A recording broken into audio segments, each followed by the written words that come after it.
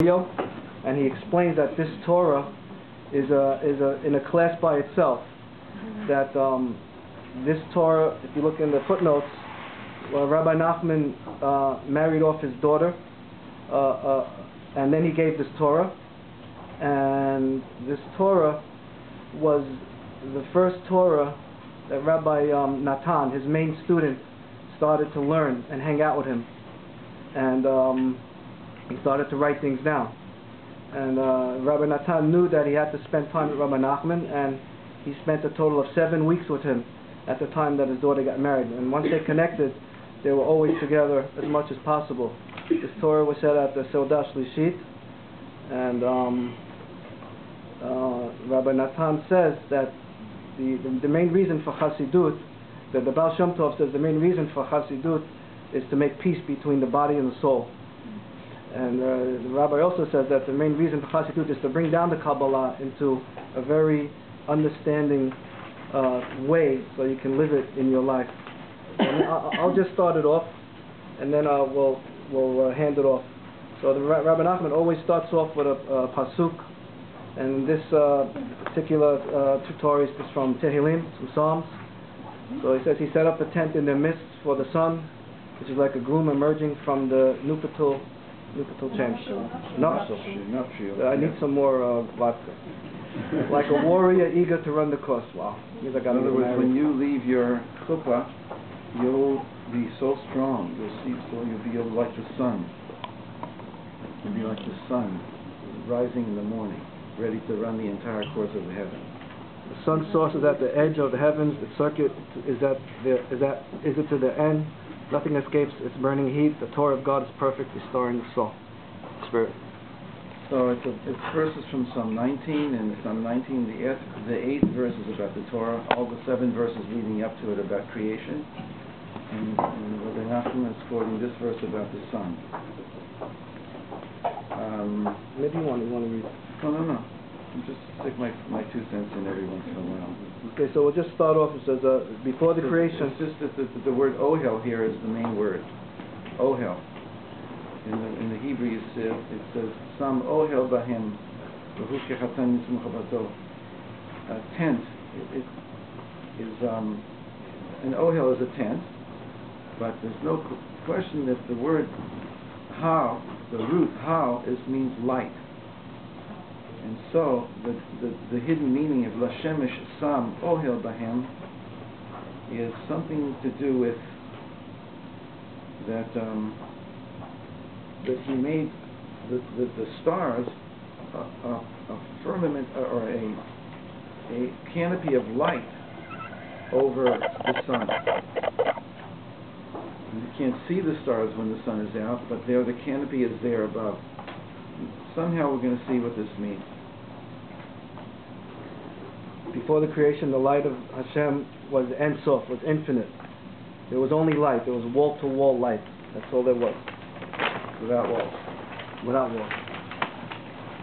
But the Holy One wanted his kingship, Malchut, to be revealed, and there could be no king without a nation.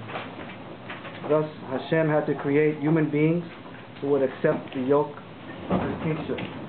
Someone get the door? Okay.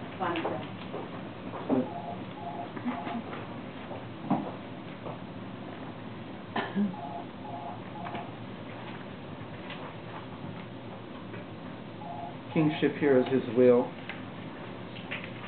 and he wants his will to relate to somebody, and so he would then reveal his will to an other. He had to create the possibility of other, and that we would then recognize his will and align ourselves with his will and resonate with his will and be in relationship with him. So that's what he seems to mean here by that he wanted. Ratzah is a very deep word. It's Ratzon. It's the Ratzon Elyon, the highest form in the sphere called Keter. He wanted to reveal Malchut. So all of the 10 Sfirot from Keter to Malchut are a medium through which he reveals the possibility of other, and that other then can now receive and relate to the will with which he created the world.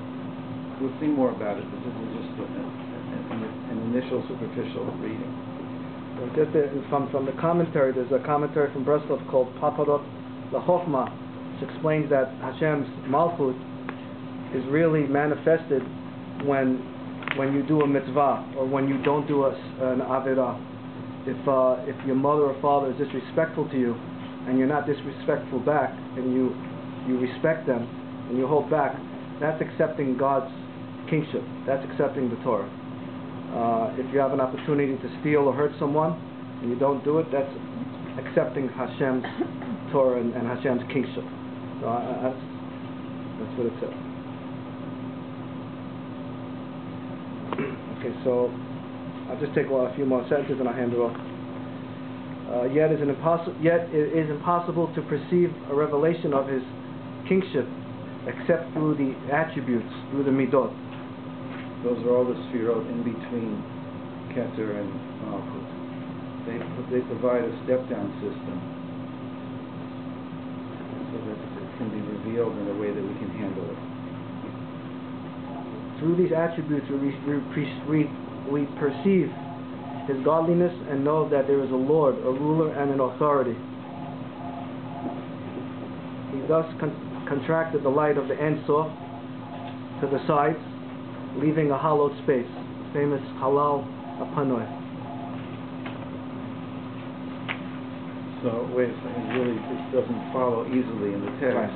It says He wanted to do something, He wanted to reveal His Malchut, and that in order to do so, He would create human beings who could receive and accept the yoke of His Malchut. But this is impossible. This would have been impossible without some type of intervening set of attributes. And He's not defining them here. And there are different ways of defining the sefirot. And we have to kind of see what Rabbi Nachman is getting at. So right now it's very unclear. He's very enigmatic. But anyway, he says it would have been impossible to reveal His will and have human beings accept His kingship, which is the revelation of His will, if there hadn't been something in between, some kind of step-down system in between, through which we could recognize and perceive and know that there really is this divine author. Let's stay there for a second. We need a set of attributes that we could know Him through them. We could know that He has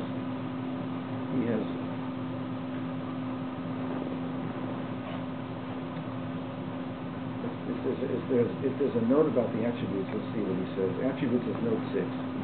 These are the sefirot discussed above. The word midot, singular midah, means measures, referring to the measured diminishing of the infinite light, intensity, in order that man might relate to it.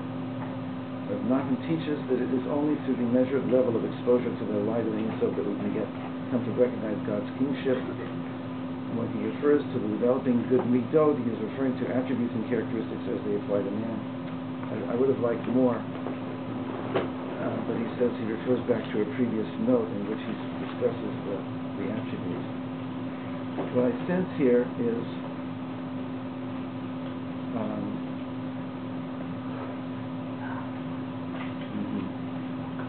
in the note just above it, in the paragraph of the small print on the same page, page 4, the midot includes the 7 lower sefirot, Chesed, Gvura, Tiferet, Netzach, Hod, Yesod, and Malchut. It's right here, right above note 5, the end of note 4. Generally, these 7 attributes correspond to comprehensible conceptual levels. It's being very vague, levels within the confines of time and space, as well as to the level of action, including all human activity. So these attributes will be further clarified as the lesson proceeds.